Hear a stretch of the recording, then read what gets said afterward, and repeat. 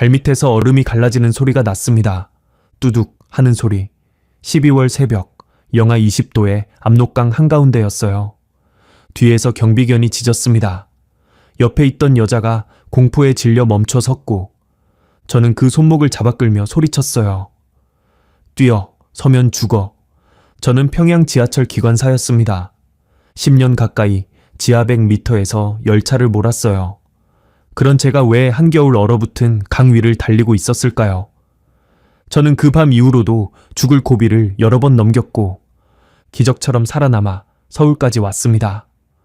그리고 4년이 지난 어느 봄날 아침 출근길에 서울 지하철 2호선을 탔어요.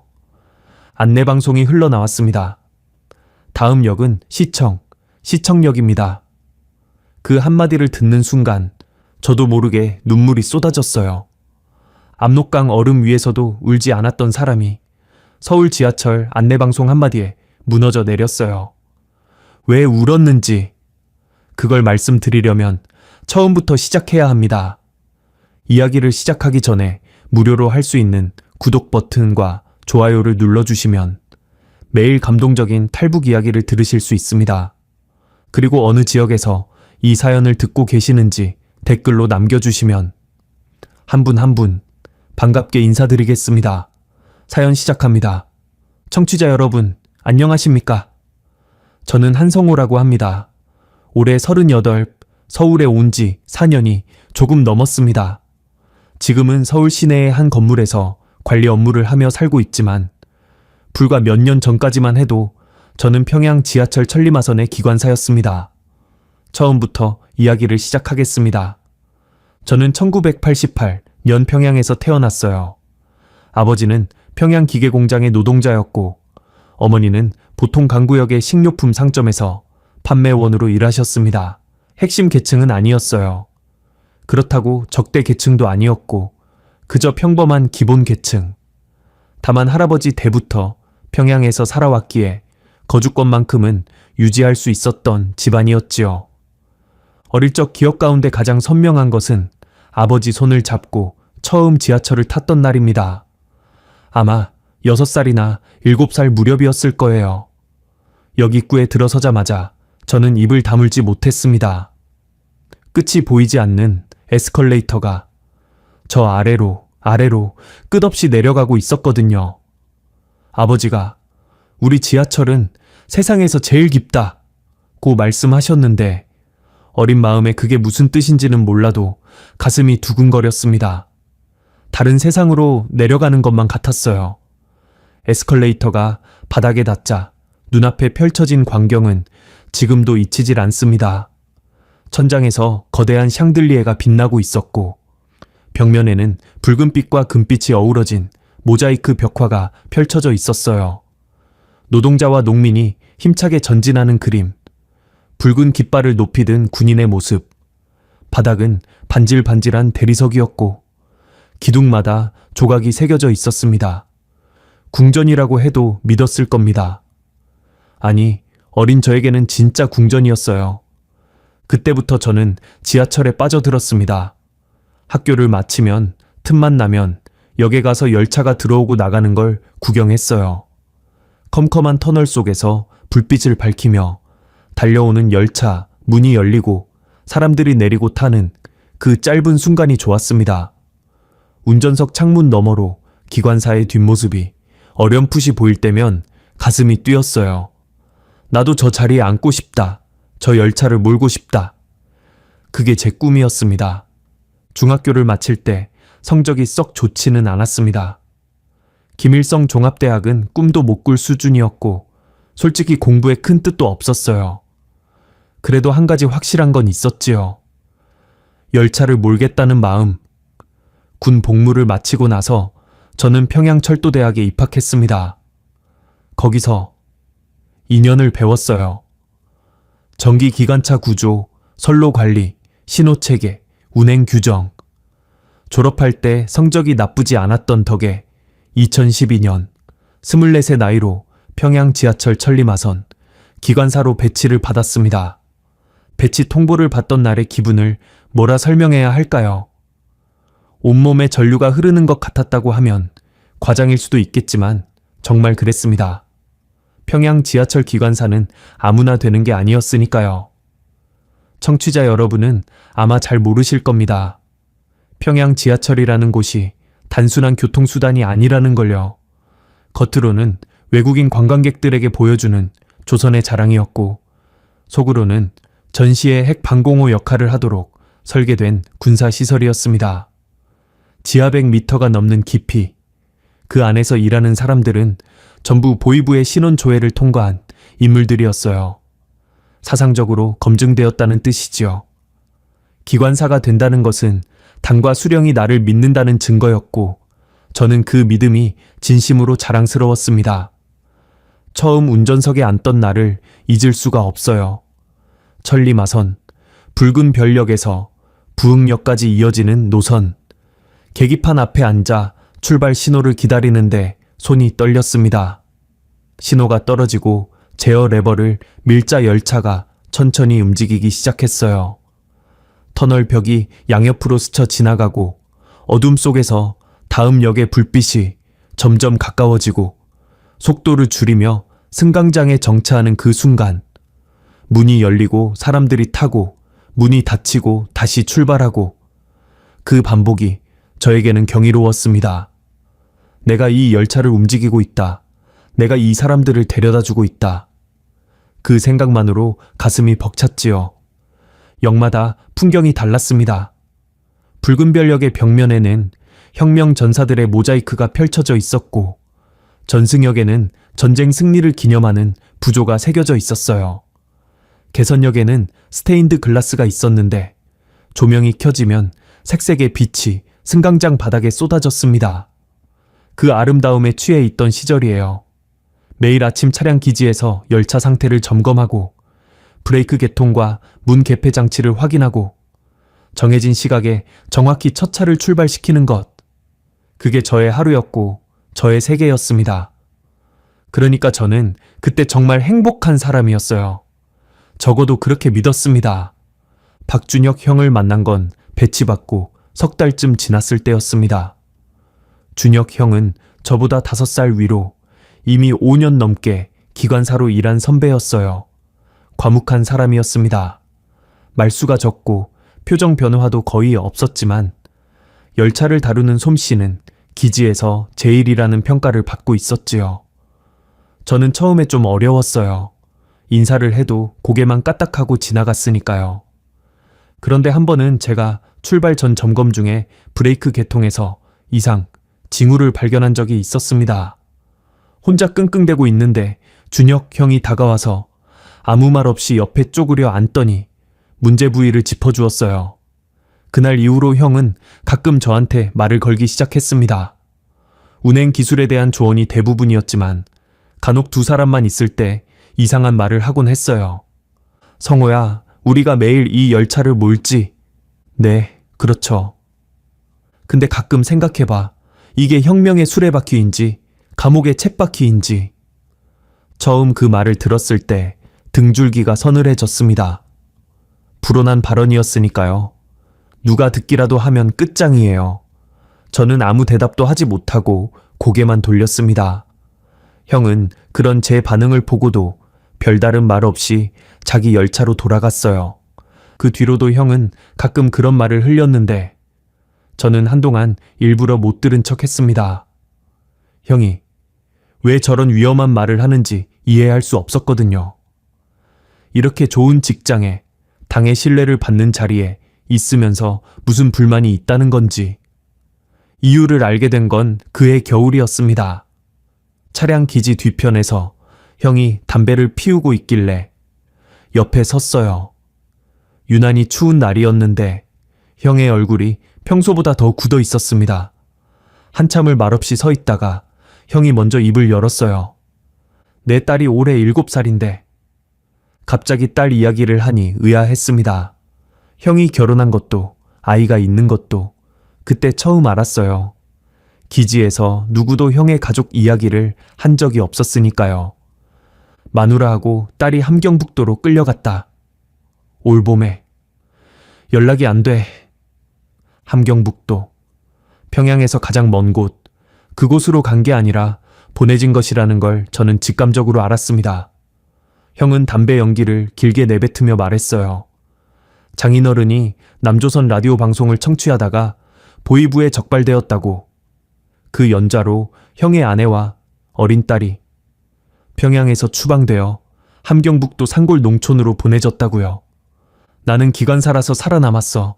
신원이 이미 검증된 인력이니까 날 빼면 손해잖아. 그래서 가족만 떼어간 거지. 형의 목소리는 담담했지만 담배를 쥔 손이 미세하게 떨리고 있었습니다. 저는 아무 말도 할 수가 없었어요. 위로의 말이 떠오르지 않았습니다. 아니, 이 나라에서 그런 일에 대해 위로의 말이란 게 존재하기는 하는 건지 모르겠더군요.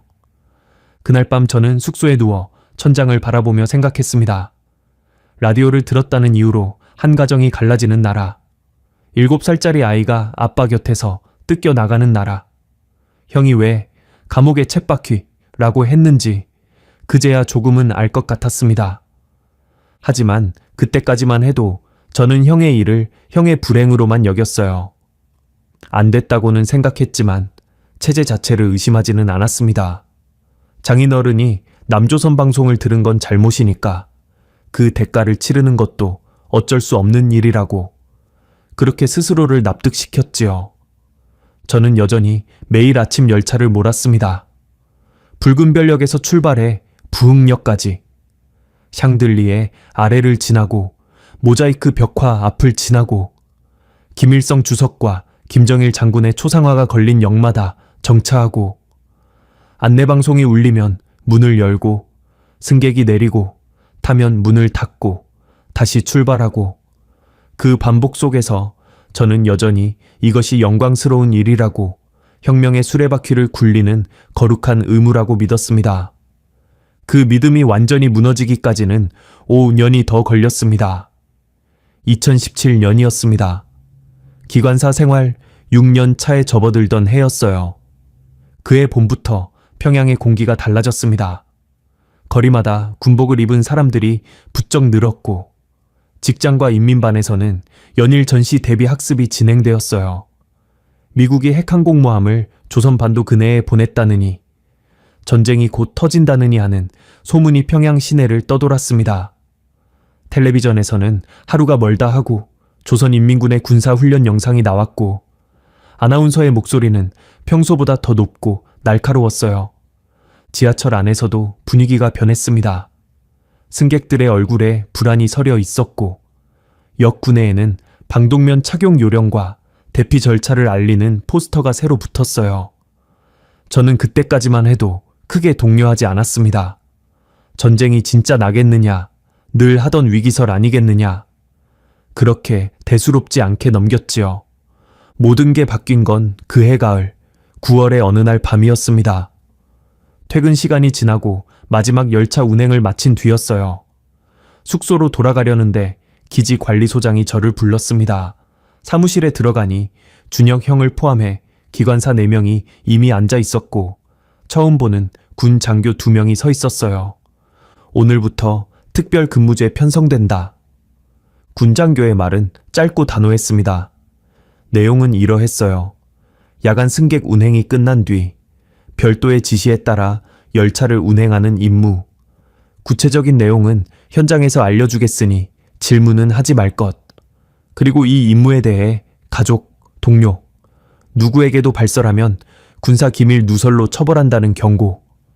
보안 서약서에 서명을 하고 나오는데 손가락이 미세하게 떨렸습니다. 준혁 형의 얼굴을 슬쩍 보니 형은 아무런 표정이 없었어요. 놀란 기색도 긴장한 기색도 없이 그저 평소처럼 무표정했습니다. 그 무표정이 오히려 이상하다고 느꼈지만 물어볼 틈은 없었어요. 첫 번째 야간 운행은 그로부터 사흘 뒤에 시작되었습니다. 자정이 넘어 기지에 집합했어요.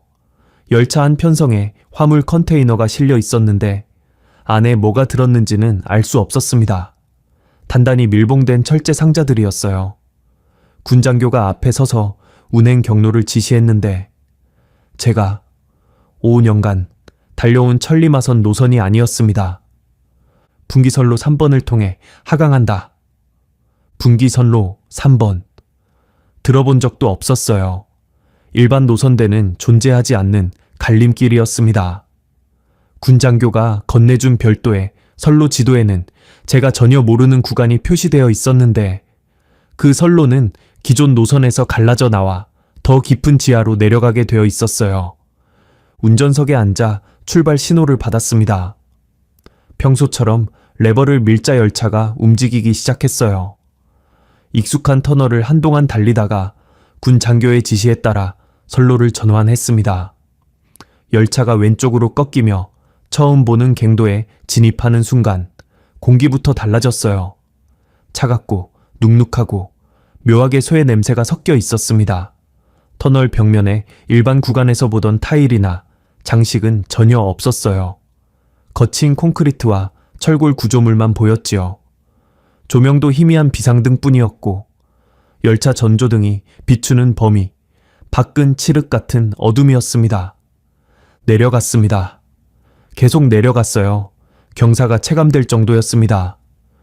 일반 노선의 깊이가 지하 100m 안팎인데 이 갱도는 그보다 훨씬 더 깊었어요. 귀가 멍해질 만큼 기압이 달라지는 게 느껴졌습니다. 150m는 넘었을 거예요. 어쩌면 그 이상이었을지도 모릅니다. 얼마나 달렸을까? 10분쯤 지났을 때 전방에 불빛이 나타났습니다. 점점 가까워지더니 거대한 지하 공간이 눈앞에 펼쳐졌어요. 승강장이었습니다. 하지만 제가 아는 승강장과는 완전히 달랐어요. 일반 역의 3배는 될 만한 넓이에 천장이 아치형으로 높게 솟아 있었고 군용 조명이 대낮처럼 환하게 공간을 밝히고 있었습니다. 승강장 양옆으로 철제 문들이 줄지어 있었는데 그 문 너머로 또 다른 통로와 공간들이 이어지는 게 보였어요. 열차가 정차하자 군인들이 다가와 화물 컨테이너를 내리기 시작했습니다. 저는 운전석에서 기다리라는 지시를 받았지만 문이 열린 틈으로 바깥 풍경을 볼 수 있었어요. 그리고 저는 보았습니다. 통로 너머로 보이는 공간에 고급 가구가 놓여 있었습니다. 나무 결이 살아있는 책상과 가죽 의자, 벽면에 붙은 대형 화면, 카펫이 깔린 바닥. 한쪽에는 의료 장비가 보이는 방이 있었고 그 옆에는 금속 선반 위에 약품 상자가 빼곡히 쌓여 있었어요. 반대편 통로 끝에는 식량 비축고로 보이는 공간이 있었는데 문이 열려 있어서 안이 보였습니다. 쌓여있는 상자들의 글씨가 보였어요. 중국어, 영어, 프랑스어. 수입산이었습니다. 조선인민은 구경도 못하는 외국산 식료품들이 산더미처럼 쌓여 있었어요. 그 순간에도 저는 이것이 무엇인지 완전히 이해하지 못했습니다. 머리로는 알겠는데 마음이 받아들이질 않았어요. 이게 뭐지?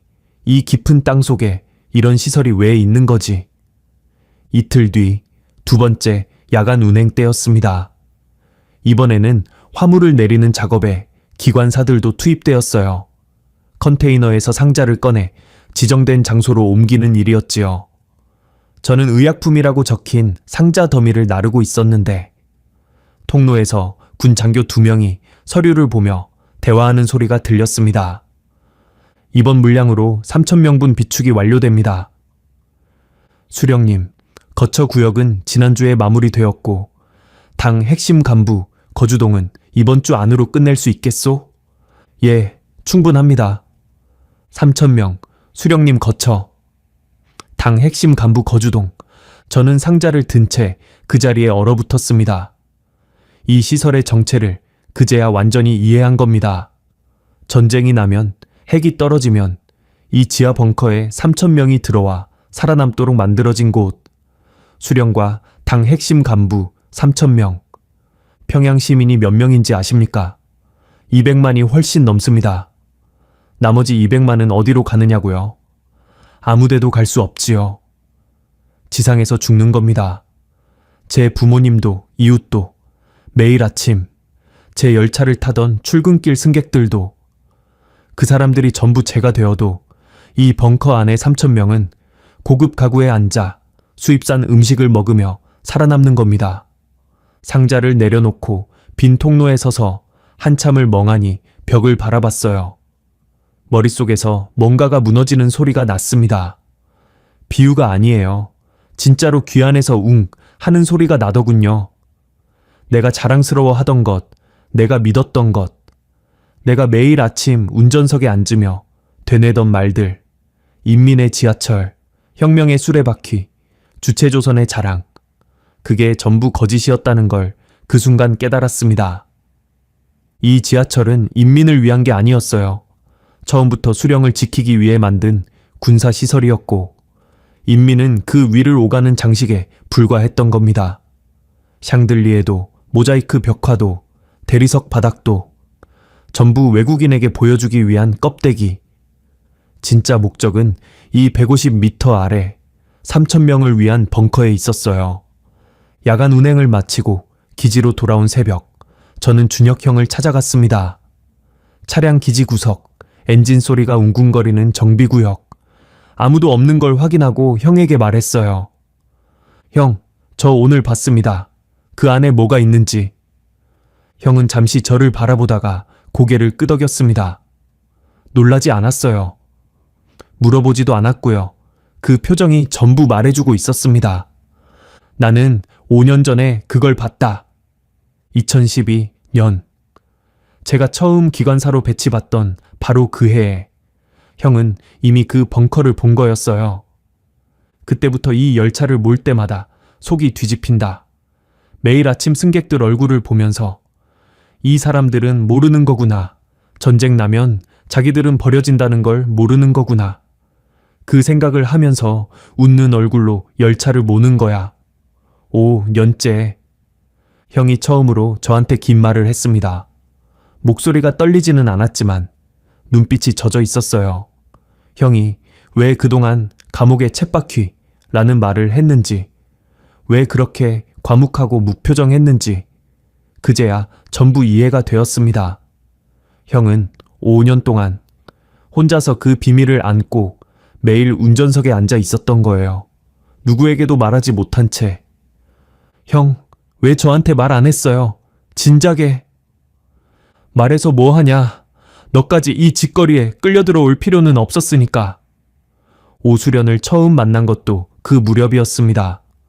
수련은 준혁 형의 조카딸로 혁신선 영무원이었어요. 역 안내방송을 담당하는 27살의 젊은 여자였습니다. 처음 봤을 때는 밝고 활달한 인상이었어요. 영무원들 사이에서도 목소리가 또렷하고 웃는 얼굴로 승객을 대한다고 평판이 좋았다더군요. 그런데 어느 날 준혁 형이 조용히 말하더군요. 수련이도 알게 되었다고. 야간 물자 수송 작업이 이어지면서 영무원 일부도 역군의 통로를 통한 물자 이동 보조에 동원되었는데 수련이 그 과정에서 벙커로 향하는 통로와 쌓여있는 물자를 목격한 거였어요. 영리한 아이라 그게 무엇을 의미하는지 금방 알아챈 모양이었습니다. 형이 어느 날 저를 수련에게 소개해 주었어요. 기지 근처의 조용한 골목에서 셋이 처음 마주 앉았는데 수련의 눈빛이 제가 처음 봤을 때와 달라져 있었습니다. 밝던 표정 아래에 뭔가 금이 간 듯한 그늘이 드리워져 있었어요. 삼촌이 말씀하셨어요. 성호 오빠도 그걸 봤다고. 수련이 먼저 말을 꺼냈습니다. 응, 봤어. 저도 봤어요. 통로에서 상자 나르는 거 도우다가. 잠시 침묵이 흘렀습니다. 근데 제가 더 충격받은 건 그게 아니에요. 수련이 목소리를 낮추며 말했어요. 지난주에 역군내에서 보이부 요원 3명이 어떤 할아버지를 끌고 가는 걸 봤거든요. 할아버지가 다리를 절면서 계단을 못 내려가니까 팔을 비틀어서 끌고 갔어요. 사람들이 다 보고 있는데 아무도 말 한마디 못하고요. 저도요. 저도 거기 서서 안내방송이나 하고 있었어요. 다음 열차는 3분 뒤에 도착합니다. 그 방송을 하면서 수련의 입술이 파르르 떨렸습니다. 삼촌, 오빠, 우리가 매일 하는 일이 뭔 거예요? 누구를 위한 거예요? 아무도 대답하지 못했습니다. 할 수 있는 대답이 없었으니까요. 특별 근무조의 야간 운행은 그해 겨울까지 계속되었습니다. 저는 그 뒤로도 여러 차례 벙커에 물자를 실어 날랐어요. 갈 때마다 시설은 더 완비되어 가고 있었습니다. 어느 날은 대형 통신 장비가 들어갔고 어느 날은 침대와 이불이 들어갔어요. 거주 구역에 커튼이 달린 것도 봤고 복대 카펫이 깔리는 것도 봤습니다. 그러면서 저는 매일 낮에 일반 노선 운행을 했어요. 아침이면 출근하는 시민들이 열차에 올라타고 저는 운전석에서 레버를 조작하고 역마다 정차하고 안내방송이 울리고 문이 열리고 닫히고 어제까지와 똑같은 하루를 반복하는데 모든 게 달라 보였습니다. 샹들리에가 더 이상 아름답지 않았어요. 모자이크 벽화의 혁명 전사들이 우스꽝스러워 보였습니다. 초상화. 앞을 지날 때마다 속이 뒤틀렸고 승객들의 얼굴을 볼 때마다 마음이 아팠어요. 이 사람들은 자기 발밑 50m 아래에 자기들을 위한 자리는 없다는 걸 모르고 있었으니까요. 준혁 형이 말한 감옥의 쳇바퀴. 이제 저도 그 안에서 돌고 있었습니다. 어느 날 밤 마지막 운행을 마치고 빈 열차 안에 혼자 앉아 있었어요. 불이 꺼진 객차, 텅 빈 좌석, 창밖에 컴컴한 터널. 저는 운전석이 아니라 승객 좌석에 앉아 있었습니다. 승객의 자리에서 이 열차를 바라보니 또 다른 것이 보였어요. 이 열차는 어디로도 가지 않는구나. 붉은 별역에서 부흥역, 부흥역에서 붉은 별역. 같은 구간을 왕복할 뿐. 출발점과 도착점이 정해져 있고 그 밖으로는 단 한 발짝도 나갈 수 없는 닫힌 궤도. 이 열차 안의 승객도 운전석의 나도 전부 같은 쳇바퀴 위에 있었어요. 그날 밤 숙소로 돌아와 이불을 뒤집어 쓰고 울었습니다. 소리 내지 않으려고 베개에 얼굴을 묻고 울었어요. 분한 건지 슬픈 건지 모를 눈물이었습니다. 29해를 살면서 한 번도 의심하지 않았던 세상이 한꺼번에 무너져 내리는 것 같았어요. 하지만 울고 나서도 다음 날 아침 출근을 해야 했습니다. 웃는 얼굴은 아니더라도 평소와 다를 바 없는 얼굴을 하고 운전석에 앉아야 했어요. 레버를 밀고 역에 정차하고 문을 열고 닫고 그 반복을 또 해야 했습니다. 준혁 형이 5년 동안 어떤 심정으로 이 열차를 몰았는지 그때서야 뼈저리게 알았습니다. 벙커를 보고 나서 바로 탈북을 결심했느냐고요. 아닙니다. 그러지 못했어요. 2017년이 지나고 2018년이 되었지만 저는 여전히 매일 아침 출근해서 열차를 몰았습니다. 속이 뒤틀리는 걸 참으면서요. 진실을 알게 된 것과 그 진실 앞에서 행동하는 것 사이에는 아득한 거리가 있었어요. 그 거리의 이름은 두려움이었습니다. 평양 거주민의 탈북이 얼마나 위험한 일인지 청취자 여러분은 상상하기 어려우실 거예요. 함경북도나 양강도처럼 국경 근처에 사는 사람들은 그래도 지리를 알고 브로커 연줄도 있고 도강 경험이 있는 사람의 이야기를 주워들을 기회라도 있습니다. 하지만 평양은 달라요. 국경에서 수백 킬로미터 떨어진 내륙이고 주민 이동이 가장 엄격하게 통제되는 도시입니다.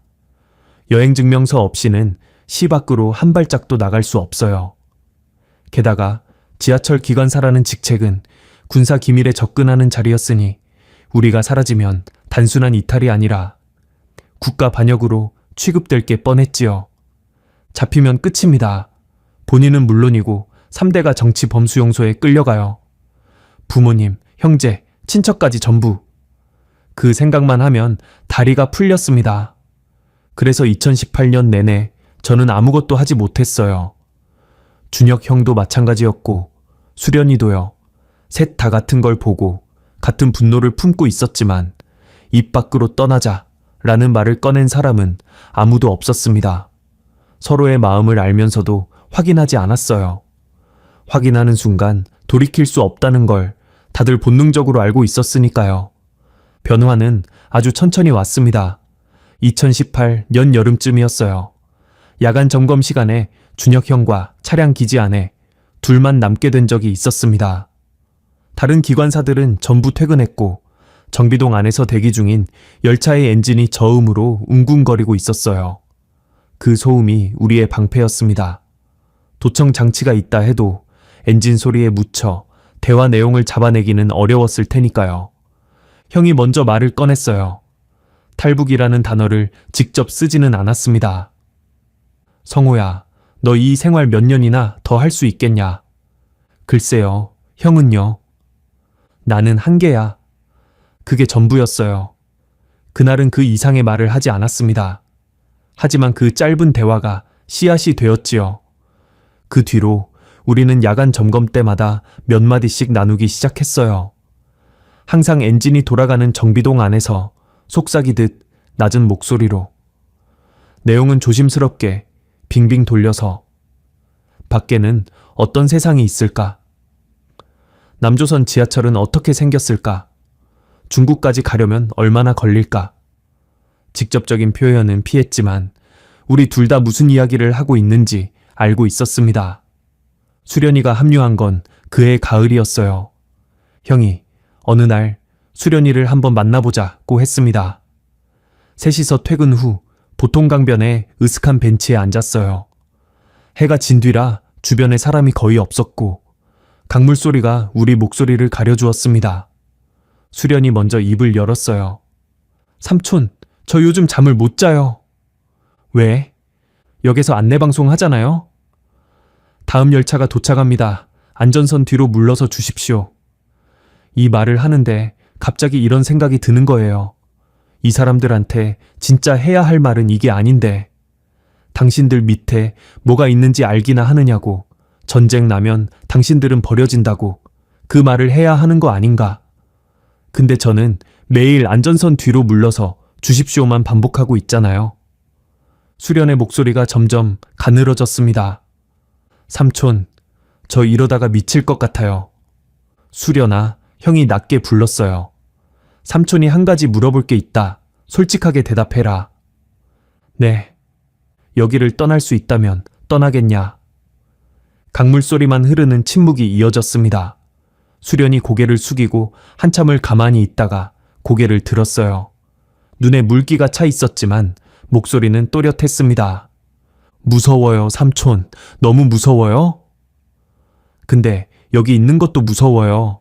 어차피 둘 다 무서운 거면 가는 게 낫지 않을까요? 그날 밤 우리 셋은 처음으로, 비록 구체적인 계획은 없었지만 같은 방향을 바라보고 있다는 것을 확인했습니다. 2019년에 접어들면서 본격적인 계획이 시작되었어요. 핵심은 준혁 형이 세웠습니다. 형은 과묵한 사람이지만 머릿속은 치밀했어요. 기관사 생활을 오래 하면서 조선의 철도 체계를 속속들이 알고 있었고 사람을 관찰하는 눈도 날카로웠습니다. 형이 분석한 관건은 3가지였어요. 첫째, 평양에서 빠져나가는 것. 이게 제일 어려운 관문이었습니다. 평양 시민은 여행 증명서 없이 시 밖으로 나갈 수 없고 기차역과 도로, 검문소에서 신분과 여행 목적을 확인받아야 합니다. 증명서가 없으면 그 자리에서 잡혀요. 둘째, 국경도시 신의주까지 이동하는 것. 평양에서 신의주까지 약 220km. 일반 철도가 연결되어 있지만 중간중간 검문이 있었어요. 셋째, 압록강을 건너는 것. 강폭이 넓고 국경 경비가 삼엄하지만 한겨울에 강이 얼면 걸어서 건널 수 있는 구간이 생긴다는 건 소문으로 들은 적이 있었습니다. 형의 전략은 이러했어요. 우리가 가진 유일한 이점, 지하철 기관사라는 신분을 역으로 이용하는 것이었습니다. 조선의 철도 체계는 전국이 연결되어 있고 지하철 기관사는 철도 관련 기술 교류나 연수 명목으로 다른 도시에 출장을 가는 경우가 간혹 있었어요. 실제로 흔한 일은 아니지만 전례가 아예 없는 것도 아니었지요. 형의 계획은 신의주 철도국 기술 교류라는 명목의 출장 서류를 만들어 여행 증명서를 확보하는 것이었습니다. 문제는 서류였어요. 진짜 출장이 아니니 공식 경로로는 발급이 불가능했습니다. 형은 이미 한 사람을 점 찍어 두고 있었어요. 지하철 관리소의 행정 간부 가운데 한 명. 형이 오래전부터 지켜본 인물인데 돈이면 뭐든 하는 사람이라고 했습니다.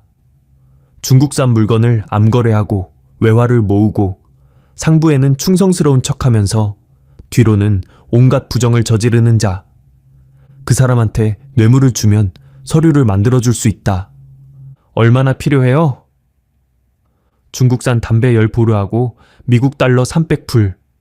그 정도면 될 거야. 돈은 형이 오래전부터 조금씩 모아둔 것과 제가 비상금으로 숨겨둔 것을 합쳤습니다. 수련이도 월급에서 아껴둔 돈을 보태겠다고 했어요. 중국산 담배는 장마당을 통해 형이 따로 구했습니다. 모든 거래가 위험했지만 형은 놀라울 정도로 침착하게 움직였어요. 2019년 여름, 형이 그 행정 간부를 만났습니다. 결과는 다음날 새벽에 들었어요. 정비동 엔진 소음 속에서 형이 말했습니다. 됐다. 서류는 만들어준다고 했어. 다만 시간이 좀 걸린다고 하더라. 숨이 멎는 것 같았어요. 진짜로 움직이기 시작한 거구나. 돌아갈 수 없는 선을 넘은 거구나. 안도와 공포가 동시에 밀려왔습니다. 그 다음 문제는 수련이었어요. 여행 증명서는 성인 남자 둘이 출장 명목으로 받는 건 가능하지만 젊은 여성이 동행하는 건 불자연스러웠습니다. 철도 기술 교류에 혁신선 영무원이 왜 따라가느냐는 의문을 살 수 있었지요. 형이 고심 끝에 내놓은 방법은 이러했어요.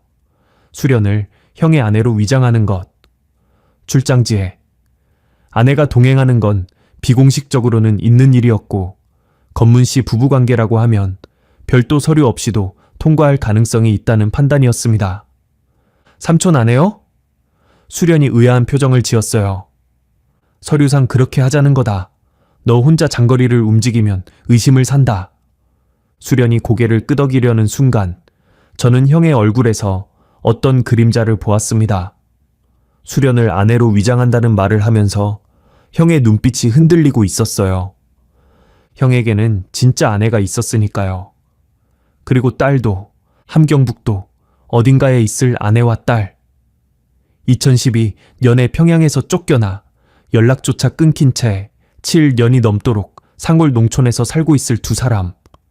형이 탈북을 한다는 것은 그 두 사람을 완전히 두고 가는 것이었습니다. 어느 날 밤 기지에서 둘만 남았을 때 제가 조심스럽게 물었어요. 형수님이랑 조카는요? 형이 한참 동안 대답하지 않았습니다. 정비동의 엔진 소음만 웅궁거렸어요.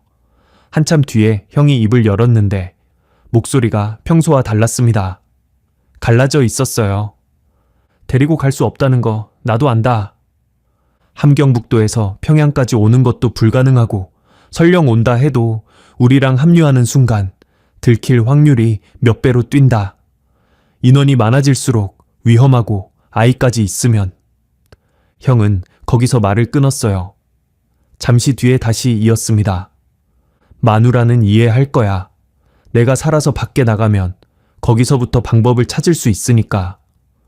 남조선에 가면 탈북 브로커도 있다고 하고 돈을 벌어서 가족을 빼내는 사람들도 있다고 하잖아. 여기 갇혀 있으면 아무것도 못하지만 밖에 나가면 길이 생길 수도 있어. 형은 자기 자신을 설득하는 것처럼 보였습니다. 그 말이 진심이었는지 자기 위안이었는지 저는 묻지 못했어요. 딸이 올해 14이야.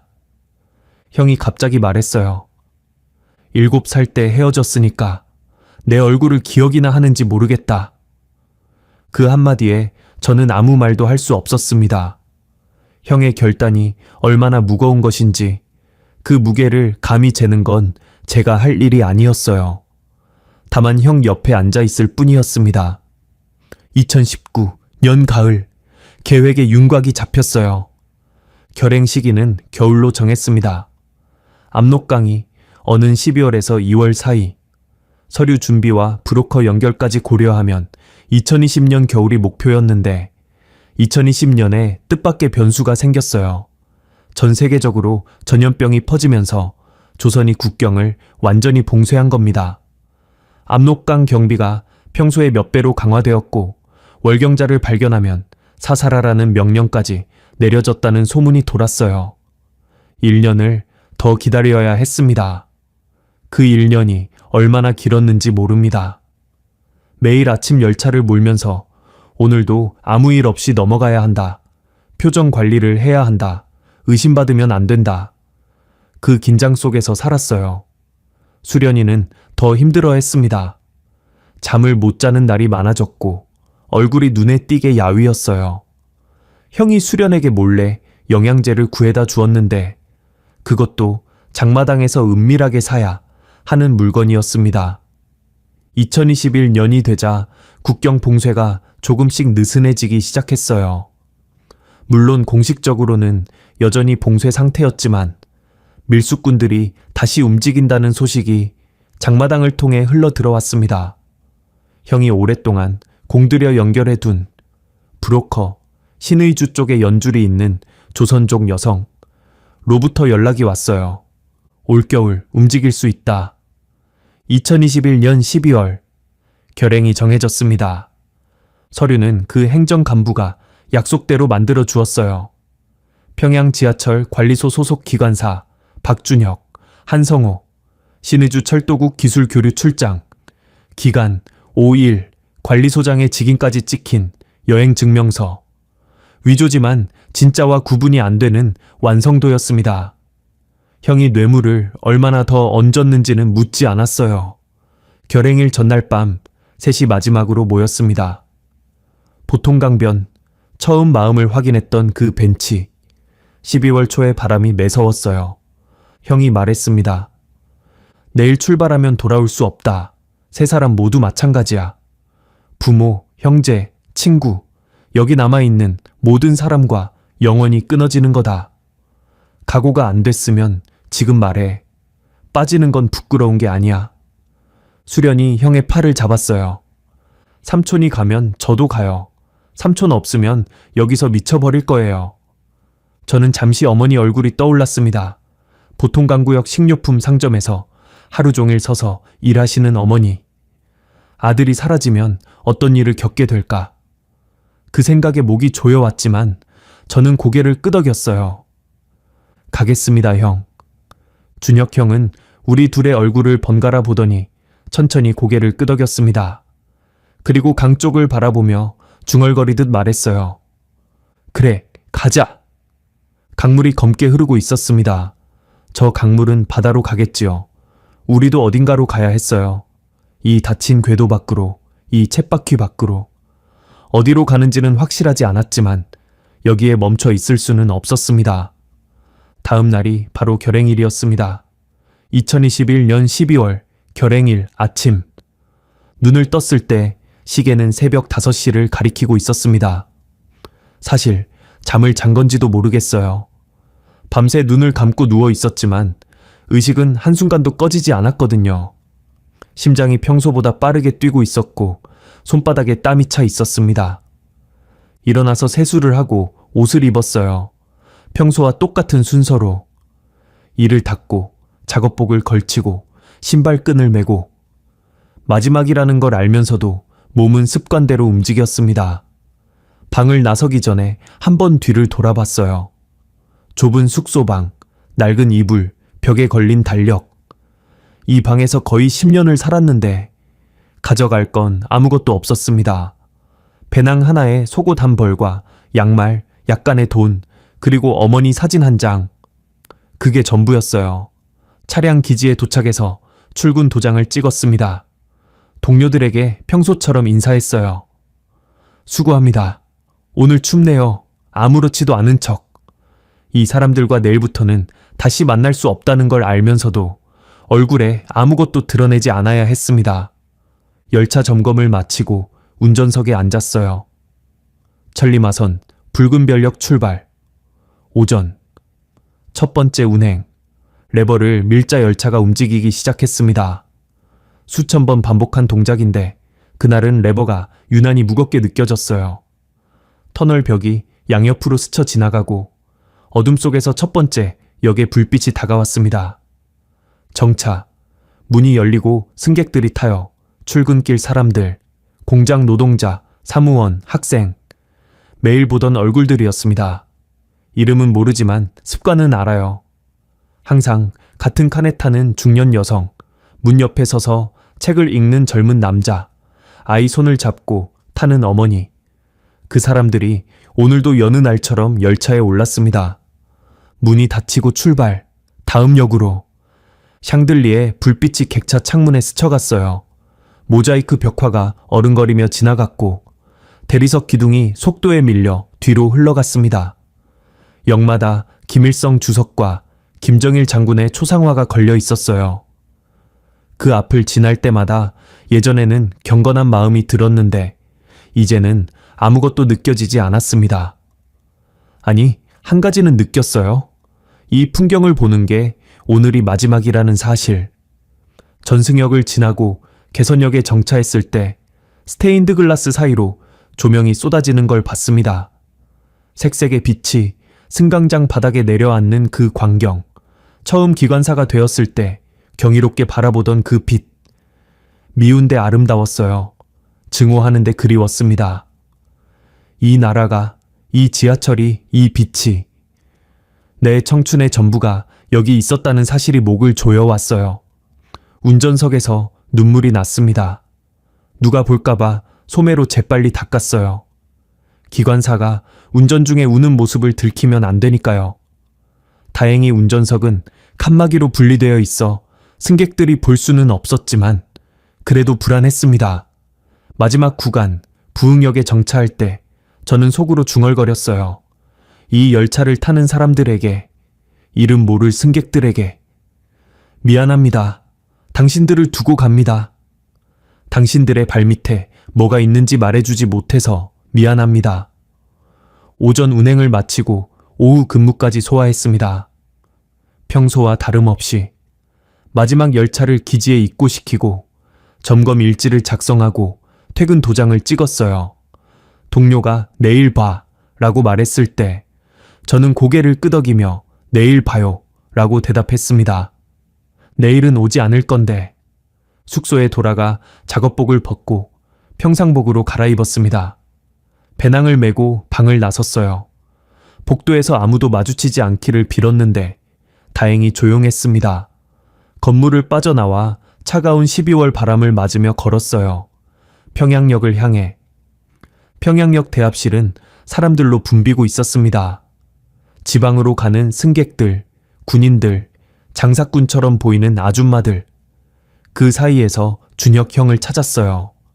형은 대합실 구석 벤치에 앉아 있었고 옆에 수련이가 있었습니다.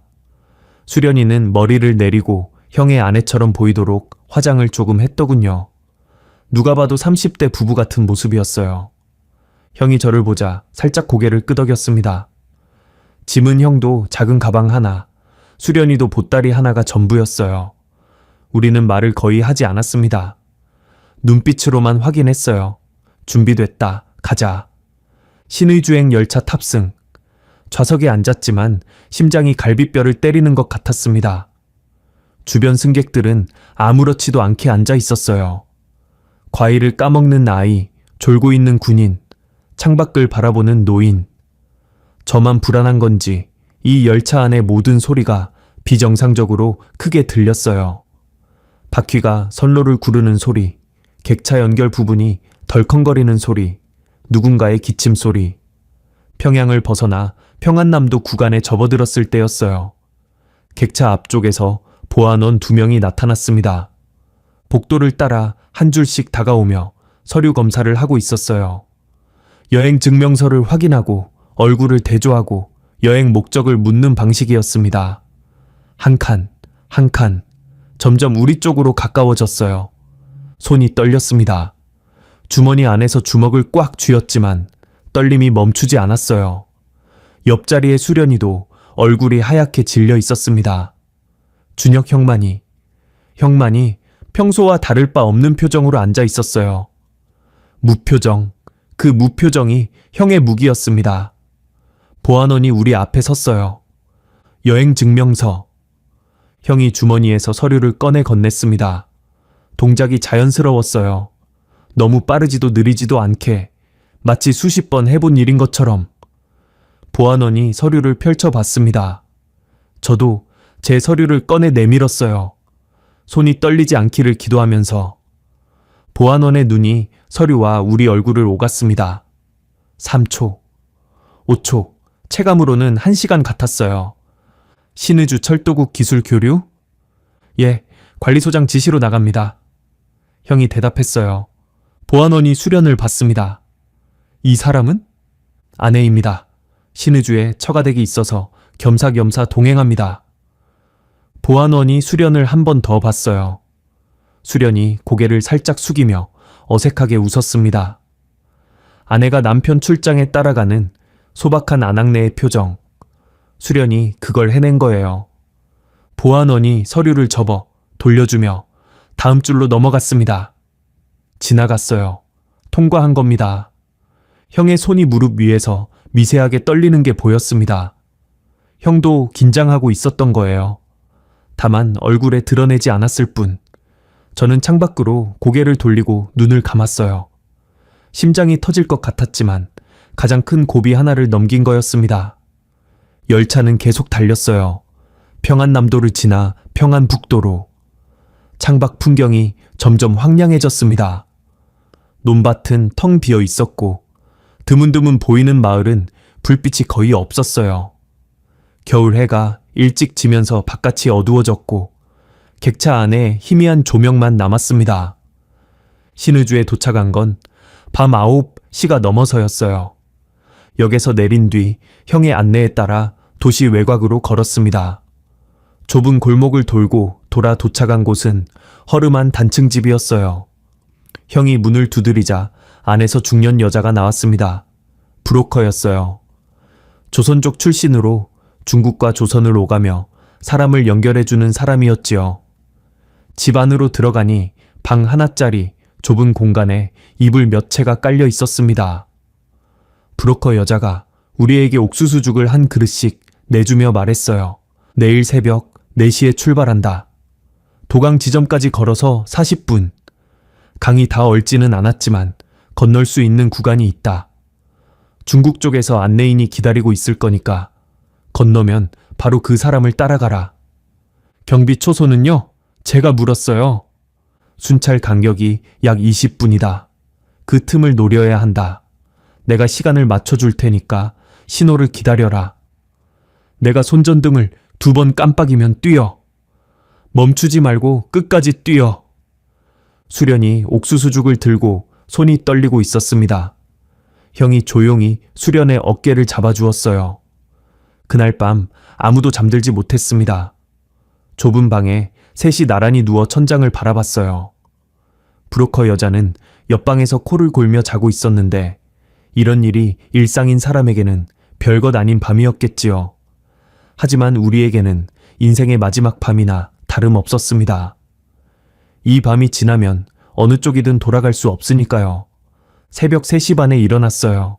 옷을 여러 겹 껴입고 장갑을 끼고 머리에 모자를 눌렀었습니다. 밖에 나가니 12월 새벽의 추위가 칼날처럼 파고들었어요. 숨을 쉴 때마다 입김이 하얗게 피어올랐습니다. 브로커를 따라 어둠 속을 걸었어요. 가로등 없는 비포장 길을 40분쯤 걸으니 강변이 나왔습니다. 압록강, 그 이름을 교과서에서 수없이 읽었지만 이렇게 가까이 서본 건 처음이었어요. 강은 부분적으로 얼어 있었습니다. 강변 가까운 쪽은 얼음이 단단해 보였지만 중간쯤에서 검은 물이 드러난 구간이 있었어요. 건너편은 어둠에 잠겨 있어서 보이지 않았습니다. 중국 땅, 저기만 가면 되는 건데 그 수백 미터가 까마득하게 느껴졌어요. 브로커가 속삭였습니다. 경비 초소가 저쪽 언덕 위에 있다. 지금 순찰이 나가서 저쪽으로 갔으니까 20분 안에 건너야 해. 내 신호를 기다려. 우리 셋은 강변 덤불 뒤에 웅크리고 앉아 신호를 기다렸어요. 사방이 고요했습니다. 바람소리, 멀리서 들리는 개 짖는 소리. 하늘에 별이 쏟아질 듯 박혀 있었는데 그걸 올려다볼 여유는 없었어요.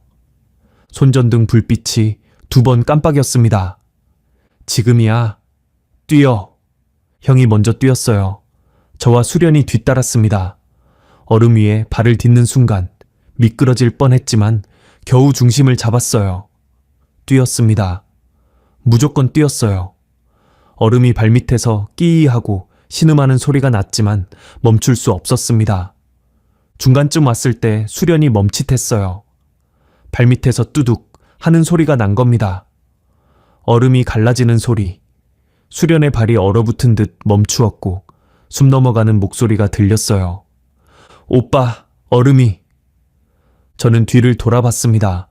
수련이 공포에 질린 얼굴로 서 있었어요. 저는 손을 뻗어 수련의 손목을 잡았습니다. 잡아 끌었어요. 뛰어, 수련아. 서면 안 돼. 뛰어. 수련이 다시 움직이기 시작했어요. 제 손을 붙잡은 채 우리는 얼음 위를 달렸습니다. 장갑 낀 손이 서로의 천을 느낄 수 없었지만 잡은 손만큼은 놓지 않았어요. 그때 뒤에서 개 짖는 소리가 들렸습니다. 경비견이었어요. 소리가 점점 가까워지는 것 같았습니다. 온몸에 피가 얼어붙는 것 같았어요. 총소리가 날까? 등 뒤에 총알이 박힐까? 공포가 등줄기를 타고 온몸을 휘감았습니다. 총성은 없었어요. 하지만 그 공포는 총알보다 빨리, 총알보다 깊이 우리를 관통했습니다. 마지막 몇십 미터. 얼음이 끝나고 눈 덮인 땅이 느껴졌어요. 발이 땅을 밟았을 때 그게 중국 땅이라는 걸 깨닫기까지 몇 초가 걸렸습니다. 형이 먼저 쓰러졌어요. 눈밭 위에 무릎을 꿇고 양손을 짚더니 고개를 숙였습니다. 그리고 소리를 내어 울기 시작했어요. 준혁 형이 우는 걸 저는 그날 처음 봤습니다. 5년 넘게 곁에서 지켜보면서 한 번도 눈물을 보인 적 없는 사람이었어요. 아내와 딸이 끌려갔을 때도, 벙커의 진실을 알았을 때도, 탈북을 결심했을 때도 울지 않았던 사람. 그 사람이 중국 땅의 눈밭에 엎드려 어린아이처럼 울고 있었습니다. 저도 울었어요. 수련이도 울었습니다. 셋이 눈밭 위에 쓰러져 소리 없이, 때로는 소리를 내어 울었어요. 차가운 눈이 얼굴에 닿는 것도 몰랐습니다. 그냥 울었어요. 살았다는 안도인지, 두고 온 것들에 대한 슬픔인지, 아니면 그 모든 것이 뒤섞인 눈물인지 구분할 수가 없었습니다. 얼마나 그렇게 있었을까요? 어둠 속에서 누군가 다가오는 발소리가 들렸어요. 중국 쪽 안내인이었습니다. 조선말을 할 줄 아는 조선족 남자였는데 우리를 일으켜 세우며 낮은 목소리로 말했어요. 울고 있을 때가 아닙니다. 빨리 움직여야 해요. 아직 안전하지 않습니다. 맞았어요. 강을 건넌 것은 시작일 뿐이었습니다. 중국 공안에 잡히면 강제 북송이에요. 그러면 끝입니다. 강을 건넌 것보다 더 참혹한 끝이 기다리고 있을 테니까요. 우리는 눈물을 닦고 일어섰습니다. 안내인을 따라 어둠 속으로 걸었어요. 등 뒤로 압록강이, 조선 땅이, 내가 10년 가까이 열차를 몰던 그 세계가 점점 멀어져 갔습니다. 뒤를 돌아보지 않았어요. 돌아보면 다시는 발을 뗄 수 없을 것 같았으니까요. 압록강을 건넌 뒤 우리를 맞이한 것은 자유가 아니었습니다. 또 다른 도망의 시작이었어요. 중국 쪽 안내인을 따라 어둠 속을 1시간 넘게 걸었습니다. 새벽 추위에 온몸이 얼어붙을 것 같았지만 멈출 수 없었어요. 안내인이 데려간 곳은 단둥 외곽의 허름한 농가였습니다. 한족 노부부가 사는 집이었는데 우리를 보고도 별다른 표정 없이 안으로 들여보냈어요. 이 일에 익숙한 사람들이었던 거지요. 흙바닥에 이불 한 채를 깔고 셋이 누웠습니다. 한숨 자라는 말에 눈을 감았지만 몸은 피곤한데 정신이 깨어 있었어요. 이게 현실인지 꿈인지 분간이 안 되더군요. 몇 시간 전에 얼음 위를 뛰던 기억이 아직 다리 근육에 남아 있었고 귓속에는 경비견 짖는 소리가 맴돌았습니다. 다음 날 오후 새로운 브로커가 왔어요. 중년의 조선족 남자였는데 우리의 다음 이동 경로를 설명했습니다. 그리고 우리가 듣고 싶지 않았던 말을 했어요. 셋이 같이 다니면 위험합니다. 나눠서 움직여야 해요. 예상은 했지만 막상 들으니 가슴이 철렁 내려앉았어요. 형이 물었습니다. 어떻게 나누나?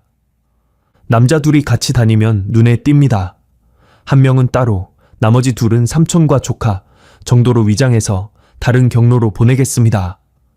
형이 잠시 생각하더니 저를 봤어요. 성우, 네가 혼자 가라. 형이 혼자 가세요. 저는 괜찮. 수련이를 혼자 보낼 수는 없어. 내가 데리고 갈 테니까 너는 따로 움직여. 형의 말투에는 반박의 여지가 없었습니다. 수련이 형의 조카니까. 삼촌과 조카로 위장하면 자연스러웠고, 사실 제가 혼자 움직이는 게 경로 분산에도 유리했어요. 머리로는 이해했지만 가슴은 달랐습니다.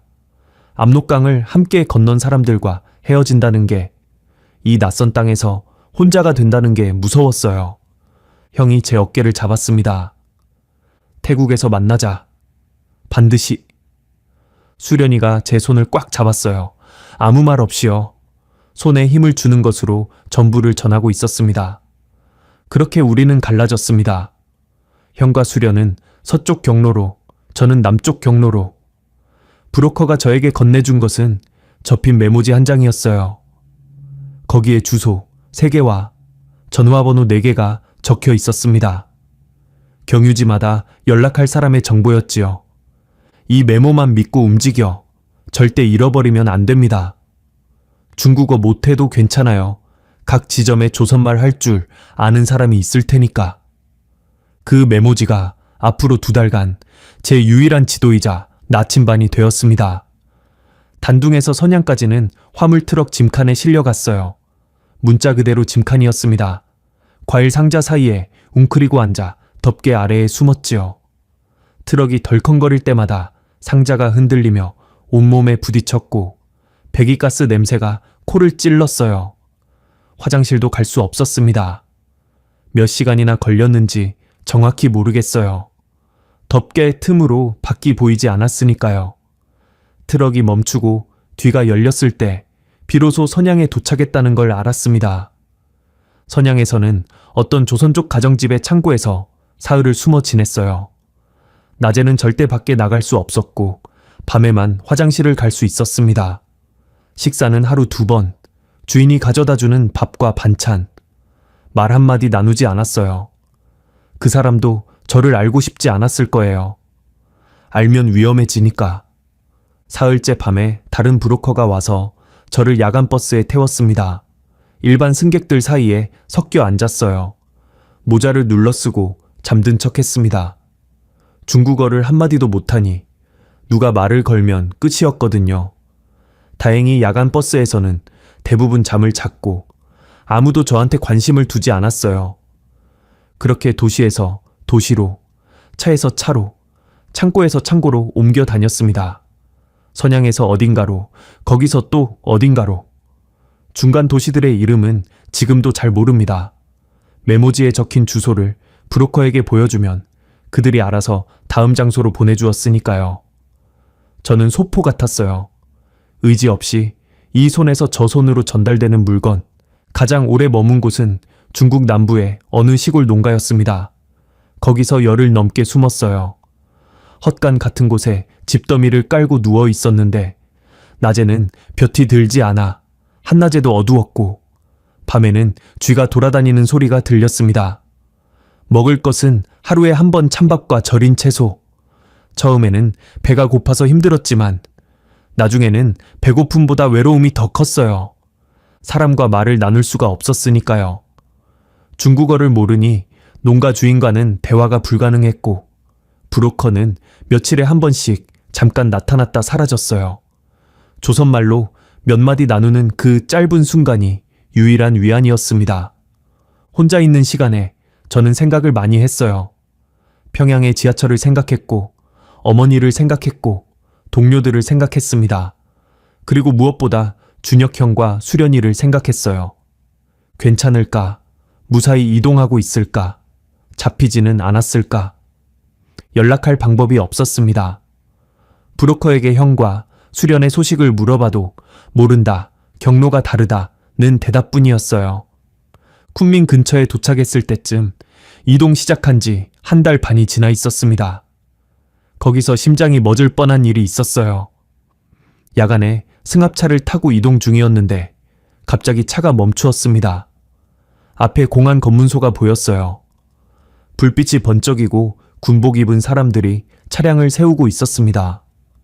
운전하던 브로커가 욕을 내뱉으며 저한테 빠르게 말했어요. 뒷좌석, 바닥에 엎드려, 담요 뒤집었어. 저는 좌석 사이 바닥에 몸을 웅크렸습니다. 브로커가 담요를 덮어주었어요. 숨소리가 너무 큰 것 같아서 입을 틀어 막았습니다. 차가 천천히 앞으로 움직이다 다시 멈추었어요. 창문이 내려가는 소리가 나고 중국어로 대화하는 소리가 들렸습니다. 무슨 말인지 하나도 알아들을 수 없었어요. 브로커가 웃으며 뭔가 말하는 것 같았고 밖에서 누군가가 짧게 대답했습니다. 30초, 아니 1분이었을 수도 있어요. 그 시간이 영원처럼 느껴졌습니다. 혹시 차 안을 수색하면, 담요를 들추면, 그러면 모든 게 끝이야. 북송되고 정치범수용소에 끌려가고 형과 수련이도 연좌로. 차가 움직이기 시작했어요. 속도가 붙었습니다. 검문소를 통과한 거였어요. 브로커가 괜찮아, 지나갔어 라고 말했지만 저는 한참 동안 바닥에서 일어나지 못했습니다. 다리에 힘이 없었어요. 군밍을 지나 중국 남부 국경 지대에 도착하기까지 며칠이 더 걸렸습니다. 그 며칠 동안 형과 수련의 소식은 여전히 없었어요. 일주일이 넘었습니다. 열흘째에는 최악의 상상이 머릿속을 지배했어요. 잡혔구나. 북송되었구나. 나 때문에. 내가 혼자 갈 테니 형이 수련이를 데리고 가라고 했어야. 했나? 내가 뭔가 잘못한 건 아닌가? 잠을 이루지 못했습니다. 눈을 감으면 수련이가 공안에 끌려가는 장면이 떠오르고 형이 수갑찬 채 트럭에 실리는 모습이 보였어요. 상상이 현실인 것처럼 생생해서 식은땀을 흘리며 깨곤 했습니다. 라오스 국경을 넘은 건 2022년 2월 초였어요. 중국에서 2달 가까이 걸린 셈이었습니다.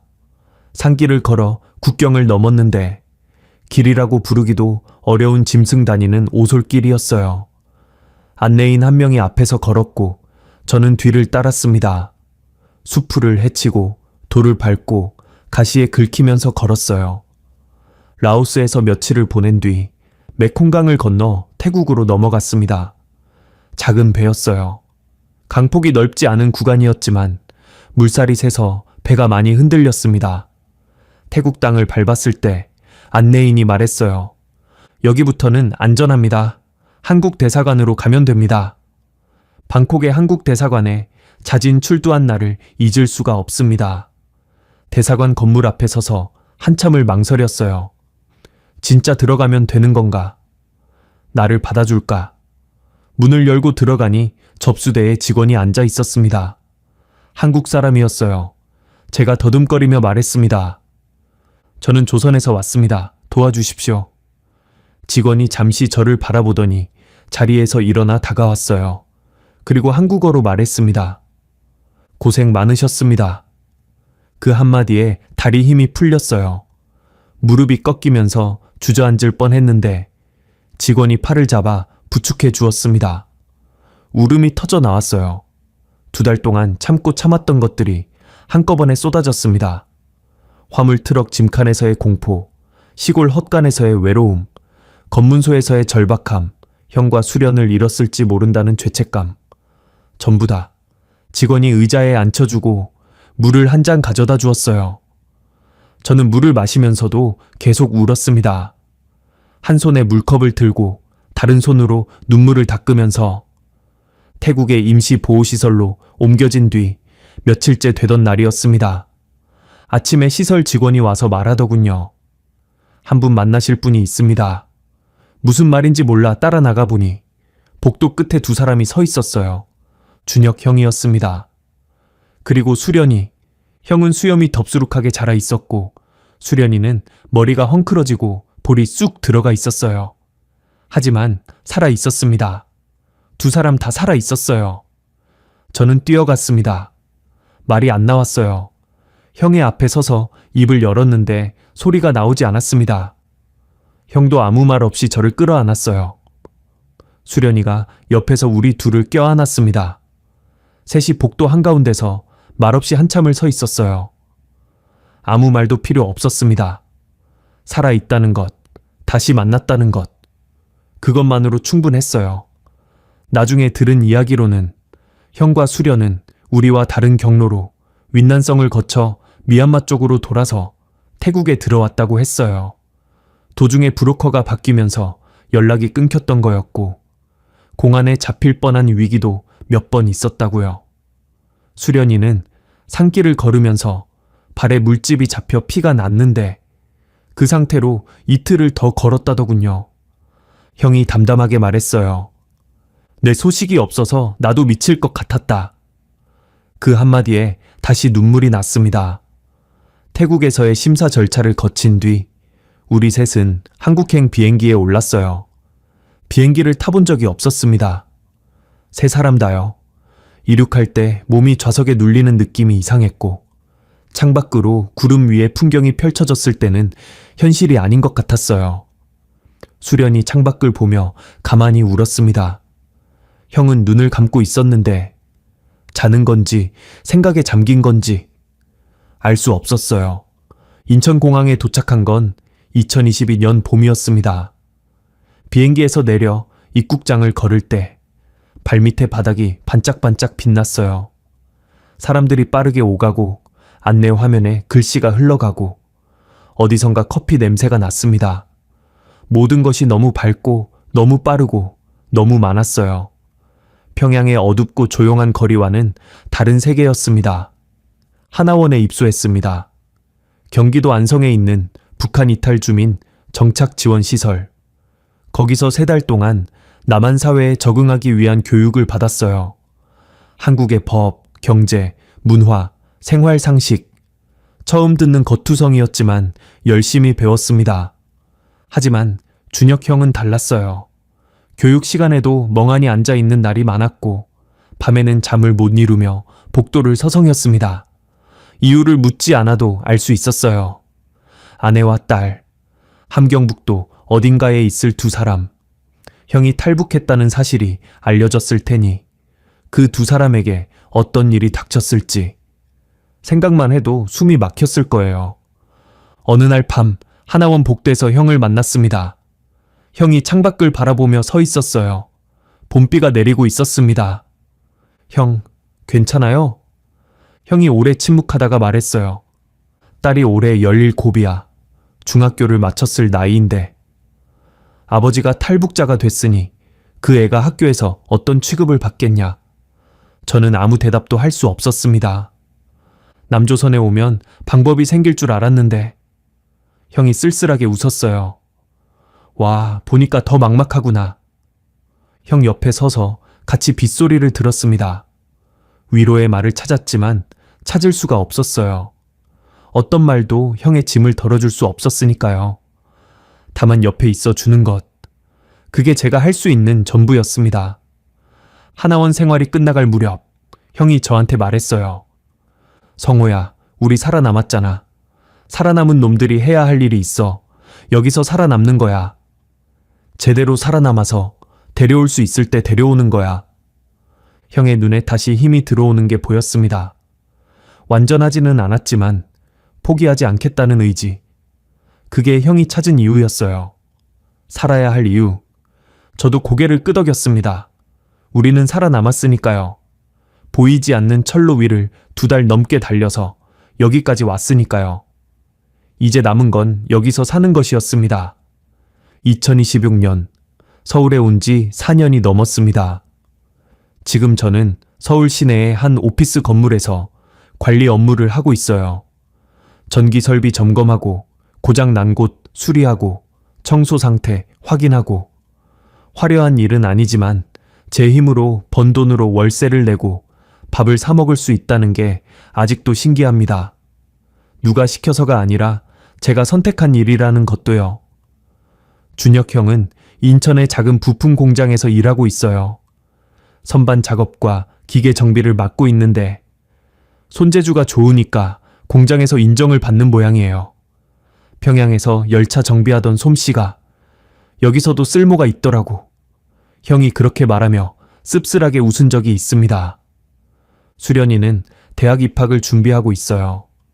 검정고시를 통과했고 올해 사회복지학과에 지원할 계획이라고 들었습니다. 왜 사회복지냐고 물었더니 수련이가 이렇게 대답하더군요. 저처럼 갈 곳 없는 사람한테 길을 알려주는 일을 하고 싶어요. 그 말을 듣고 한참 아무 말도 못했어요. 혁신선 영무원이었던 아이가 안내방송 대신 사람에게 진짜 길을 알려주겠다고 하는 거잖아요. 솔직히 말씀드리면 정착 과정이 순탄하지만은 않았습니다. 남한 사회는 빠릅니다. 모든 게 빨라요. 사람들이 걷는 속도, 말하는 속도, 일이 돌아가는 속도. 처음에는 그 속도에 치일 것 같았어요. 편의점에서 물건을 사는 것도 어려웠고, 휴대전화를 다루는 것도 몰랐고, 은행에서 통장을 만드는 절차도 이해가 안 됐습니다.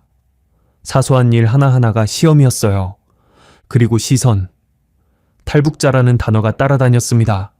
대놓고 차별하는 사람은 많지 않았지만 제가 북에서 왔다는 걸 알면 대화의 온도가 미묘하게 달라지는 걸 느낄 수 있었어요. 어떤 사람은 지나치게 동정했고, 어떤 사람은 경계했고, 또 어떤 사람은 그냥 관심이 없었습니다. 가장 힘든 건 마지막이었어요. 무관심. 내가 어디서 왔고 무엇을 겪었는지 아무도 궁금해하지 않는다는 느낌. 이 거대한 도시에서 나는 그저 수백만 명 가운데 하나일 뿐이라는 사실. 외로운 날이 많았습니다. 하지만 형과 수련이가 있었어요. 한 달에 한두 번은 꼭 셋이 만났습니다. 인천이나 서울 어딘가에서 밥을 먹고 이런저런 이야기를 나누고, 대단한 이야기가 아니어도 괜찮았어요. 서로의 얼굴을 보는 것만으로 안심이 되었으니까요. 우리 셋은 같은 얼음 위를 달린 사람들이잖아요. 그 밤을 함께 건넌 사이는 어떤 관계와도 다릅니다. 자, 이제 제가 왜 서울 지하철에서 울었는지 말씀드릴 차례입니다. 올해 봄이었어요. 4월 초, 벚꽃이 막 지기 시작하던 무렵, 아침 출근길에 서울 지하철 2호선을 탔습니다. 을지로 입구역에서 승차. 평소처럼 손잡이를 잡고 서 있었어요. 특별한 날이 아니었습니다. 특별할 이유가 없는 평범한 아침이었어요. 열차가 출발하고 저는 아무 생각 없이 서 있었는데 갑자기 모든 감각이 열리는 것 같은 순간이 찾아왔어요. 왜 그런 순간이 있지 않습니까? 매일 보던 풍경이 어느 날 갑자기 처음 보는 것처럼 선명하게 다가오는 때, 그날 아침이 그랬습니다. 먼저 안내방송이 들렸어요. 다음 역은 시청역입니다. 내리실 문은 오른쪽입니다. 그것뿐이었어요. 다음 역 이름과 내리는 방향. 그 이상도 이하도 아닌 그냥 안내. 평양 지하철의 안내방송이 떠올랐습니다. 역 이름을 알려주는 사이사이에 선전구호가 끼어 있었지요. 위대한 수령 김일성 동지의 혁명 위협을 빛내이자. 같은 문구가 방송 앞뒤로 붙었어요. 승객들은 그걸 듣고 아무 반응 없이 서 있었고, 저도 운전석에서 그 방송을 수천 번 들으며 아무렇지 않게 여겼습니다. 그게 당연한 거라고 생각했으니까요. 서울의 안내방송에는 구호가 없습니다. 찬양도 없고 선동도 없어요. 그저 다음 역을 알려줄 뿐입니다. 그 평범함이 가슴을 쳤어요. 당연한 것이 당연하다는 게 제가 살던 곳에서는 당연하지 않았다는 사실이 밀려왔습니다. 그 다음은 승객들이었어요. 맞은편 좌석에 할머니가 앉아 계셨는데 옆에 앉은 손녀에게 김밥을 꺼내주고 계셨어요. 이거 먹어. 아침 안 먹었잖아. 손녀가 할머니 이거 참치야? 하며 웃는 모습. 옆칸에서는 교복 입은 학생, 세넷이 이어폰을 나눠 끼고 뭔가를 보며 깔깔대고 있었어요. 그 옆에 양복 입은 직장인이 고개를 떨구고 졸고 있었고, 문 쪽에 선 젊은 여자가 휴대전화로 누군가와 통화하며 웃고 있었습니다. 아무도 서로를 감시하지 않았어요. 아무도 옆 사람의 표정을 살피거나 혹시 불온한 말을 하는지 귀를 세우거나 초상화 앞에서 고개를 숙이거나 하지 않았습니다. 사람들이 그냥 사람으로 있었어요. 김밥을 먹고 음악을 듣고 졸고 웃고. 그게 전부였습니다. 평양의 지하철 안에서는 늘 긴장이 있었어요. 눈에 보이지 않는 긴장. 누가 감시하는지 모르고 뭘 잘못하면 잡혀가는지 모르니까 사람들은 조심했습니다. 웃을 때도 조심했고 말할 때도 조심했어요. 지하철 안은 아름다웠지만 편하지는 않았습니다. 서울의 이 열차 안은 아름답지는 않아요. 샹들리에도 없고 모자이크 벽화도 없고 대리석 기둥도 없어요. 플라스틱 좌석에 형광등 조명이 전부입니다. 그런데 여기 있는 사람들은 편안했어요. 자유로웠어요. 그러다 고개를 들어 문 위에 노선도를 봤습니다. 서울 지하철 노선도. 수십 개의 노선이 서로 얽히고 교차하며 거미줄처럼 퍼져 있었어요. 2호선, 3호선, 4호선, 5호선, 6호선, 7호선, 8호선, 9호선, 경의중앙선, 분당선, 신분당선. 수백 개의 역 이름이 빼곡히 적혀 있었습니다. 사람들은 이 가운데 어디서든 타고 어디서든 내릴 수 있어요. 강남에도 갈 수 있고 인천에도 갈 수 있고 수원에도 갈 수 있어요. 아무에게도 허락받지 않고 여행증명서 없이 검문 없이 그냥 교통카드 하나면 됩니다. 평양에는 2개의 노선이 있었어요. 천리마선과 혁신선. 역은 합쳐서 17개. 그 17개의 역 밖으로는 갈 수 없었습니다. 지하철뿐 아니라 인생도 마찬가지였지요. 태어난 곳에서 죽을 때까지 정해진 궤도 위를 왕복하는 삶. 서울의 이 노선도가 자유의 지도처럼 보였어요. 당신이 가고 싶은 곳 어디든 갈 수 있다고 말해주는 지도. 그리고 마지막으로 가장 깊은 곳에서 올라온 감정이 있었습니다. 저는 깨달았어요. 평양에서 제가 운전했던 열차는 승객을 어딘가로 데려다 주는 것처럼 보였지만 사실은 아무 데도 가지 않았다는 걸요. 붉은 별역에서 부흥역, 부흥역에서 붉은 별역. 같은 구간을 하루에도 몇 번씩 왕복할 뿐이었어요. 출발점으로 돌아오는 것이 도착이었고 도착한 곳에서 다시 출발하는 것이 일상이었습니다. 그 열차 안의 승객도 운전석의 저도 모두 같은 쳇바퀴 위에서 돌고 있었을 뿐이에요. 지금 제가 타고 있는 이 서울의 열차는 달랐습니다. 이 열차는 진짜로 어딘가에 갑니다. 제가 을지로 입구에서 탔으니까 시청에 가고, 시청에서 환승하면 종로에 가고, 거기서 또 갈아타면 북한산 아래까지도 갈 수 있어요. 출발지와 도착지를 제 의지로 정할 수 있어요. 오늘은 여기, 내일은 저기. 마음이 가는 대로 그 생각이 가슴 한가운데를 관통하는 순간 눈물이 터졌습니다. 참으려고 했어요. 고개를 숙이고 입술을 깨물었지만 소용없었습니다. 눈물이 볼을 타고 흘러내렸고 코끝이 벌겋게 달아올랐어요. 소리를 내지 않으려고 이를 악물었지만 어깨가 떨리는 건 감출 수 없었습니다. 그때 옆에 서 있던 누군가가 조용히 휴지를 내밀었어요. 고개를 돌려보니 40대쯤 되어 보이는 여자분이었습니다. 포장도 안 뜯은 휴지 한 팩을 제 쪽으로 내밀고 있었어요. 아무 말 없이. 왜 우느냐고 묻지도 않았고 괜찮으냐고 걱정하지도 않았어요. 그저 휴지를 건넬 뿐이었습니다. 저는 떨리는 손으로 휴지를 받았어요. 감사합니다. 라고 말하려는데 목이 막혀서 소리가 나오지 않았습니다. 고개만 숙여 인사했어요. 그분은 가볍게 고개를 끄덕이고는 자기 자리로 돌아갔습니다. 그 작은 친절이 저를 또 한 번 무너뜨렸어요. 이름도 모르는 사람이 사정도 모르면서 우는 사람에게 휴지를 건네는 나라. 이 사소한 것이 왜 이렇게 가슴이 아픈지 모르겠습니다. 평양에서는 지하철 안에서 우는 사람이 있으면 다들 고개를 돌렸어요. 관여하면 복잡해지니까. 혹시 정치적인 문제가 있는 사람이면 엮이니까. 그래서 모른 척하는 게 생존이었지요. 여기서는 모르는 사람이 모르는 사람에게 휴지를 건넵니다. 그게 가능한 세상이에요. 시청역에 도착했을 때 저는 아직 눈물이 마르지 않은 채로 내렸습니다. 승강장에 서서 떠나는 열차를 바라봤어요. 은색 열차가 어둠 속으로 사라지는 게 보였습니다. 그 뒷모습이 평양에서 마지막으로 몰았던 열차와 겹쳤어요. 하지만 같은 열차가 아니었습니다. 저 열차는 다음 역으로 가고 그 다음 역으로 가고 계속 어딘가로 가요. 쳇바퀴가 아니라 길 위를 달리는 겁니다. 청취자 여러분, 저는 10년 가까이 지하철을 몰았지만 지하철이 무엇인지 서울에 와서야 처음 알았습니다. 지하철은 사람을 가고 싶은 곳으로 데려다 주는 것입니다. 당연한 말처럼 들리시겠지요. 하지만 제가 몰던 평양의 지하철은 그렇지 않았어요. 아름다웠습니다. 샹들리에가 빛났고 대리석이 반짝였고 벽화가 찬란했어요. 하지만 가고 싶은 곳으로 가는 열차는 아니었습니다. 준혁 형은 여전히 힘든 날들을 보내고 있어요. 하지만 얼마 전 비공식 채널을 통해 소식 하나를 들었습니다.